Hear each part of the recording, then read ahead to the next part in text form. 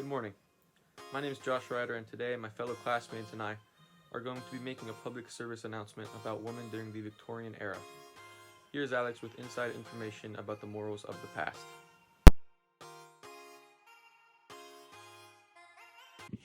Thanks, Josh. During the Victorian era, men and women's roles became more sharply defined than any other time in history. Women were considered physically weaker, yet morally superior to men. Middle-class women were taught to attract a husband through their accomplishments rather than their domestic abilities. The two sexes typically only came together at breakfast and again at dinner. Marriage was an instrumental part, however, of Victorian society. Girls usually married in their early to mid-20s, with the groom being roughly 5 years older. In order to gain the father's permission in marriage, a man had to show that he could financially support a wife and future children.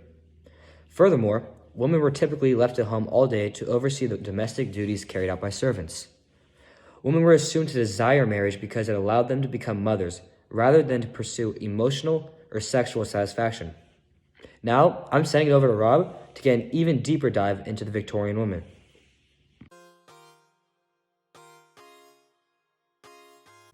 Thanks, Alex. To piggyback on where you left off, while adultery happened on both sides, women were punished far more often than men were. Also, women were typically put in roles to serve men, while men were required to provide for the family. In Victorian society, the ideal Victorian male was supposed to have certain characteristics, such as honor, loyalty, intelligence, moral uprightness, and it certainly didn't hurt to have a solid income. The ideal Victorian woman was classy, yet her main purpose was to bear children and to serve men. Young and not-so-young women had no choice but to remain chaste until marriage. They were not even allowed to speak to men unless there was a married woman present as a chaperone.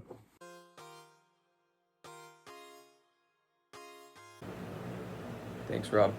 As we all know, women have made tremendous progress from the Victorian era.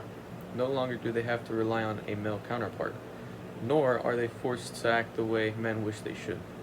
Although these women have made much progress, we cannot forget the sacrifices they have made. Women have fought for their rights for over decades and have been through so much just so they can call themselves equal to men. But the work is not done.